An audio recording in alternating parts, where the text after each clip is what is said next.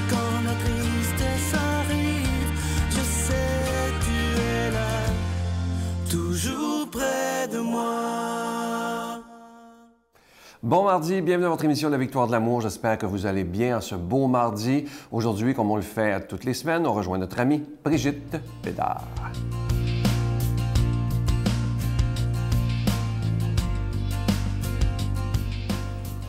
Bon matin tout le monde. Nous poursuivons avec la prière de louange et je termine ces 5 petites chroniques sur la prière de louange par ce qu'on appelle le cantique de Zacharie. Parce que je vous parlais la semaine dernière comment Zacharie, il ne croyait pas que Dieu pouvait faire de si grands miracles parce que sa femme était vieille et elle ne pouvait pas avoir d'enfant. Eh bien oui. C'est peut-être plus un prodige qu'un miracle, mais en tout cas, on n'embarquera pas là-dedans. Alors, le Seigneur l'a rendu muet pendant 9 mois. Et le jour où c'était la circoncision, il s'est mis à louer le Seigneur dans un magnifique cantique qu'on retrouve dans le premier chapitre de l'Évangile de Luc, versets 68 à 79. Et c'est un cantique qu'on dit, si on fait la liturgie des heures, c'est un cantique qu'on dit tous les jours. C'est un cantique de louange extraordinaire. Tu sais, il y a le cantique de Marie, là, que tout le monde connaît plus, mais le cantique de Zacharie, c'est vraiment Zacharie qui chante dans... Ce qui est fondamental dans la louange, c'est de sentir qu'on a été libéré, délivré. Puis c'est ça que le Seigneur Jésus nous amène. C'est pour ça qu'on dit que c'est le Sauveur. De quoi il nous a sauvés, donc? De quoi le Seigneur nous a sauvés? Il nous a sauvés de cette rupture, de cette séparation avec Dieu. Là, il est revenu faire alliance. On est délivré de cette séparation éternelle, de cette mort, parce qu'on est fait pour aimer Dieu. Alors, le Seigneur Jésus il est venu nous remettre dans cette alliance. Et Zacharie chante ce cantique extraordinaire. Et je vais essayer de psalmodier, là. Excusez-moi si je suis moins bonne que les moines de Saint-Benoît-du-Lac. Béni soit le Seigneur, le Dieu d'Israël, qui visite et rachète son peuple. Il a fait surgir la force qui nous sauve dans la maison de David, son serviteur. Comme il l'avait dit par la bouche des saints, par ses prophètes depuis les temps anciens. Salut qui nous arrache à l'ennemi, à la main de tous nos oppresseurs. Amour qu'il montre envers nos pères, mémoire de son alliance sainte. Amen.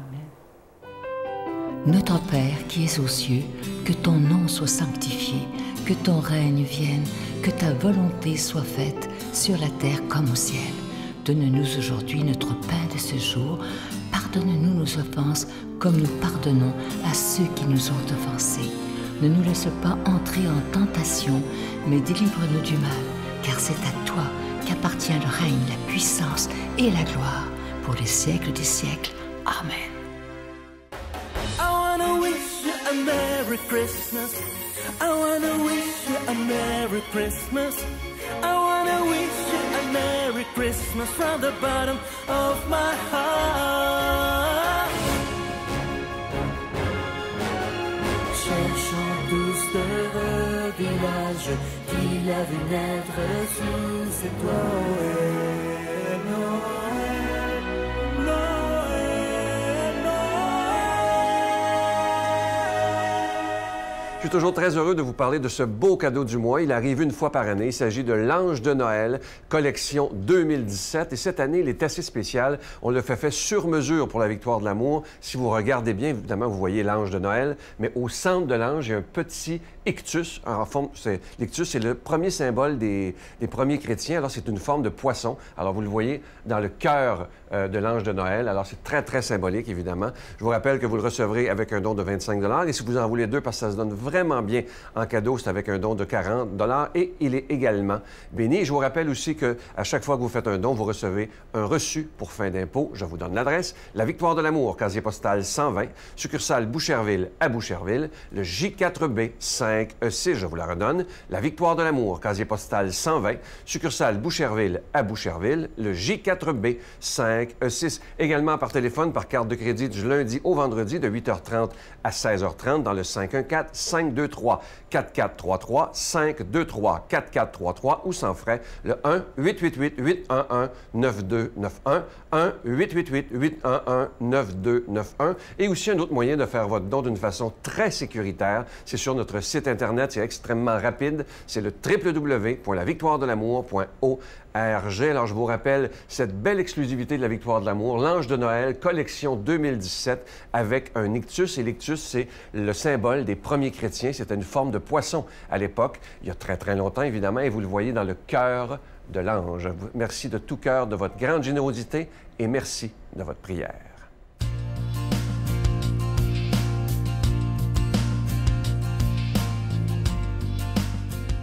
Mon Dieu, donnez-moi la sérénité d'accepter les choses que je ne peux changer, le courage de changer les choses que je peux et la sagesse d'en connaître la différence.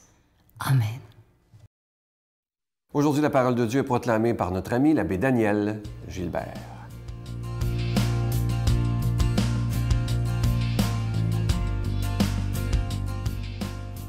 Jésus disait à la foule, « À quoi le règne de Dieu est-il comparable? À quoi vais-je le comparer? Il est comparable à une graine de moutarde qu'un homme a jetée dans son jardin. Elle a poussé, elle est devenue un arbre, et les oiseaux du ciel ont fait leur nid dans ses branches. » Il dit encore, « À quoi vais-je comparer le règne de Dieu? Il est comparable à du levain qu'une femme enfouit dans 3 grandes mesures de farine, jusqu'à ce que toute la pâte est levée. » Acclamons la parole de Dieu. Bon matin à chacun et chacune d'entre vous, chers amis, content de vous retrouver en cette dernière journée du mois d'octobre pour commenter l'Évangile de ce matin. Et Jésus nous parle du règne de Dieu. Je ne sais pas si vous avez déjà remarqué, quand on dit « le Notre Père », on dit toujours que ton règne vienne. C'est important de savoir qu'on est toujours en train de demander à Dieu que son règne vienne. Mais c'est quoi, au juste, le règne de Dieu? C'est pas facile à expliquer, vous savez, c'est un grand mystère. Mais pour en parler, puis pour nous introduire dans ce mystère, Jésus emploie des images toutes simples, puisées à même la nature. D'abord, il compare le règne de Dieu à une graine de moutarde. Vous savez, une graine de moutarde, c'est pas bien gros, ça. On pourrait dire que c'est pas grand-chose. Ça veut-tu dire que le règne de Dieu, c'est pas grand-chose? Non, c'est pas ça que ça veut dire. Vous savez, quand je vais en Terre Sainte avec des groupes, surtout quand je vais au mois de février, dans ce coin-là, c'est le printemps. Puis on voit que tout est en train de reverdir là-bas, les arbres sont en fleurs, et on voit des champs de moutarde à perte de vue. Et ça, je vois ça surtout sur le mont des Béatitudes, où souvent nous faisons ce qu'on appelle une marche silencieuse, méditative, et nous traversons comme ça un champ de moutarde. Et lors d'un de mes derniers voyages, je me suis attardé, parce que j'étais absolument émerveillé de ces beaux champs de moutarde autour de nous. C'est des plantes quand même assez hautes. Et je me suis attardé à regarder, puis à écouter ce qui se passait dans ce champ-là. Et là, j'avais cette parole de Jésus dans mon cœur. Et là, en m'approchant des plantes, je me suis mis à entendre des oiseaux, le chant des oiseaux. Et parfois, je pouvais même voir qu'il y avait des nids d'oiseaux dans les champs de moutarde. Alors là, j'étais émerveillé. Je me disais, d'une si petite semence, voilà que ces plants-là hébergeaient des oiseaux qui leur donnaient abri et sécurité. Alors, voyez, chers amis, c'est ça le règne de Dieu. c'est un processus de croissance, une semence qui grandit dans nos cœurs et qui nous procure un abri, qui nous procure une sécurité, une présence rassurante, consolante.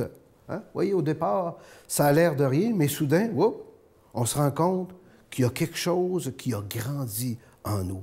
Une relation s'est développée avec notre Dieu, hein? Que ton règne vienne. Et Jésus emploie aussi l'image du levain dans la pâte. Vous savez, il faut comprendre qu'à l'époque de Jésus, il n'y avait pas de levure sèche, hein, en sachet, comme celle qu'utilisait ma mère pour faire du bon pain de ménage chez nous. Hein. On utilisait à l'époque du levain naturel. D'ailleurs, on fait ça encore aujourd'hui dans des boulangeries, hein, qu'on devait conserver et entretenir parce que c'était vivant, c'est un processus vivant. On utilisait seulement une petite partie pour mettre dans la farine afin de faire lever la pâte, de faire du pain. Alors, vous voyez, encore là, Jésus veut nous faire comprendre que le règne de Dieu, c'est quelque chose de vivant. C'est quelque chose qui existe avant nous, mais qu'on est invité à greffer à notre vie pour lui donner une dimension nouvelle. Hein? Le levain fait lever la pâte. Le règne de Dieu, autrement dit, rehausse notre vie, lui donne un sens nouveau. Et je vous dis ça parce que, vous savez, des fois, je rencontre des gens qui semblent n'avoir plus d'espoir. Leur vie est comme fanée, desséchée, comme une farine sèche, on pourrait dire, qui reste dans son sac. Il manque quelque chose pour lui redonner vie. Eh bien, la semence du règne de Dieu permet, chers amis, à la vie de renaître, de reprendre, de gonfler à nouveau et de donner quelque chose de bon, hein, du bon pain qu'on aime à partager. Voyez, en conclusion, je dirais que le règne de Dieu, c'est vrai que ça reste invisible à nos yeux, hein, parce que la canne de moutarde, c'est vrai qu'on ne la voit plus, et que le levain non plus, on ne le voit pas. Mais ce qu'on voit, par exemple, c'est le résultat. C'est le fruit de cette semence qui grandit en nous et qui nous ouvre des horizons nouveaux. Le règne de Dieu, chers amis, il est à la portée de tous. Il suffit simplement d'accueillir la parole de Dieu comme on le fait ce matin et de la laisser grandir en nous et porter des bons fruits et partager ça autour de nous. Et moi, là-dessus, je vous bénis. Au nom du Père et du Fils et du Saint-Esprit. Amen. Je vous salue Marie, pleine de grâce. Le Seigneur est avec vous. Vous êtes bénie entre toutes les femmes, et Jésus, le fruit de vos entrailles, est béni. Sainte Marie, Mère de Dieu, priez pour nous pauvres pécheurs, maintenant et à l'heure de notre mort. Amen. Le 1er décembre prochain, le centre Vidéotron deviendra cathédrale.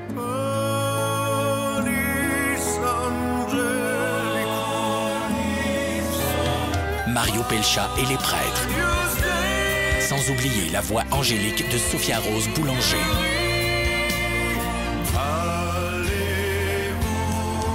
Le 1er décembre prochain au centre Vidéotron. Billets en vente maintenant sur gestev.com ou ticketmaster.ca.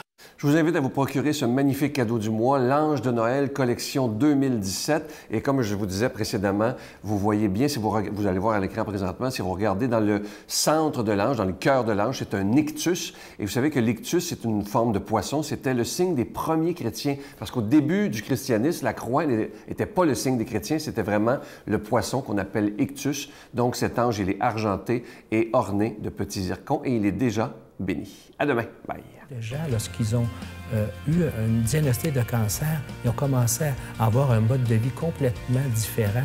Et c'est des gens qui sont devenus épanouis. C'est un peu ça, finalement, où la douleur devient peut-être un propulseur au changement pour quelque chose de meilleur.